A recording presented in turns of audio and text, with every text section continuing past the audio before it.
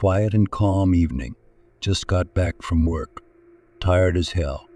This morning had a little argument with another driver closer to lunch, had to visit the boss, and towards the end of the workday got delayed a bit more. Several cups of tea and a hot bath helped a bit to relieve all the negativity accumulated throughout the day. It's already the 6th cup, settled modestly by the window, watching the nightlife of our village. Tomorrow is Friday, can relax a bit, especially since I can't sleep at all, so I'll sit here until I feel like going to bed. Outside, the car headlights flickered. Occasionally silhouettes of people appeared under the streetlights. Winter was gradually retreating, giving way to spring. Rare dirty snowdrips sometimes formed whimsical figures. Snowmen, those lucky ones that still remained, resembled whimsical creatures. Soon they will melt completely, and only sticks and buttons will remain of them. Everything is quite peaceful, even soothing. I feel sleep slowly creeping in. Just about to go to bed when suddenly something caught my attention. Or rather, someone, the silhouette of a wheelchair-bound old man. He was slowly wheeling along the houses, looking ahead with a serious look. I became curious where he was heading. In the light of the streetlights, I could see that it was an old man. Apparently, he was heading towards the intersection near my house. For what purpose, unknown, he just stopped on the side of the road and looked into the distance. What a strange old man, I thought to myself, and finally went to bed. The old man in the wheelchair just decided to take a little walk. Perhaps at that intersection he once lost his legs, so he comes there out of old memory. Again, why? Everyone has their own demons in their heads, so it's not in my interest to discuss someone there. Moreover, sleep is much more important now than watching some old man. The next morning there was an accident at the intersection. 2 cars collided head-on, unable to control on the road. There were no survivors, both were ejected through the windshields. Their faces were severely disfigured, heavily battered as if chewed. Pieces of skin and flesh were hanging in layers. It was quite strange, hardly such a thing could happen due to a glass shard. For some reason, the whole situation with the accident seemed strange to me. Everything looked as if it was deliberately. Moreover, the accident happened at the same place where the old man in the wheelchair was yesterday, which was likely a coincidence. Returning from work the same day, I met the same old man again. He wheeled past me, slightly bowing his head, his face barely visible due to the darkness, obviously hurrying somewhere. His legs were tightly wrapped in a fluffy blanket. I paused for a moment, watching him, and as soon as the old man disappeared around the corner, I continued on my way. I don't know why, but I briefly thought that something would happen the next day, and it did. They found the body of the school security guard. He lay near the gate, his face also turned into a bloody mess. The cause he slipped in his face was gnawed by dogs that were running near the school. Here I seriously pondered, what if that old man is a murderer? It sounds illogical, because how can such a helpless old man, confined to a wheelchair, be involved in such things? Unless, of course, he is not human. Was I going to keep an eye on him? I didn't really want to. I just browsed the internet for information about accidents and murders in our village, reading local forums and news sites. Someone else also noticed that old man in the wheelchair before the incidents. They came up with various theories that the old man was a warlock, a reptiloid, and even Death herself.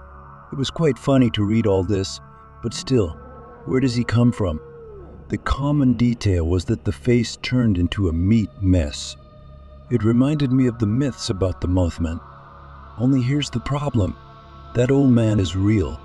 Many have seen him, even witnessed those horrible events. Among the multitude of posts, I found one where someone decided to keep an eye on that old man and even do a live broadcast. It was quite interesting to watch how a schoolboy tried to behave like a typical blogger who seeks out various paranormal phenomena in abandoned places. And here, the guy just tried to get into the role, observing the strange old man, and did so for almost an hour.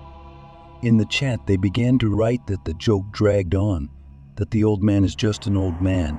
It's time to end the broadcast. But the guy didn't get. He dared to take a desperate step, to approach the old man, try to talk to him. With slow and quiet steps, the guy approached the old man. Being at arm's length, the little operator spoke up. "And excuse me, can I?" The old man slowly turned towards the cameraman, but the broadcast glitched. At the last moment, I noticed how unusual the old man's face looked, like the face of a dried-up mummy, which has been around for quite a few years. Perhaps due to age. Usually people in their 80s or 90s look like that. But there was one detail that distinguished him from ordinary people. A heavy and lifeless gaze, as if the old man was much older, almost 100 if not. It was terribly eerie, causing goosebumps all over my body. It seemed he looked into the very soul, knowing that more than one pair of eyes was watching him. In my head flashed the thought that the old man in the wheelchair might visit me too. One could say that I also disturbed his peace. I don't believe in any mysticism. Most likely that broadcast is actually a setup, but for some reason now I looked at that old man with caution. At moments when I ran into him on the street, I tried to take detours just to avoid meeting his eyes.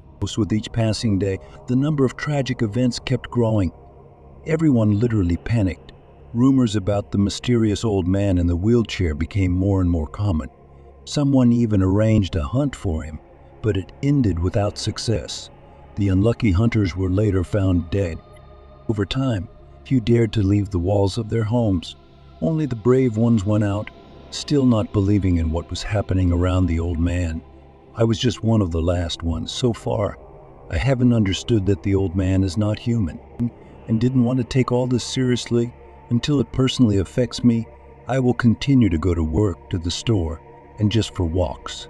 It would have continued for quite a long time if my turn hadn't come. Once again, on my way home from work, the old man blocked my path. He looked at me intently, but his eyes were not visible due to the darkness. I walked past him. Then the old man reached me again, blocking my way again. A shiver ran through me. Suddenly, I became interested in knowing who he really was. Gathering courage, I cautiously approached him. "Good evening." My voice sounded less confident, slightly trembling with fear. "Do you need something? And may I know who you really are?" The old man looked at me with a heavy gaze. His lips slightly stretched into a semblance of a smile. He slowly lifted the blanket. Numerous tentacles enveloped me, tightly binding me. The smile never left the old man's face. Meanwhile, I looked in horror as I was being pulled into the darkness under his blanket. From there emanated a wild cold and an unfamiliar smell, like sea breeze or freshly cut grass. I found myself in a hopeless situation, the tentacles squeezing tightly, not allowing me to move even a finger. From under the blanket, a large mouth with many small teeth resembling needles appeared. "Here comes my end,"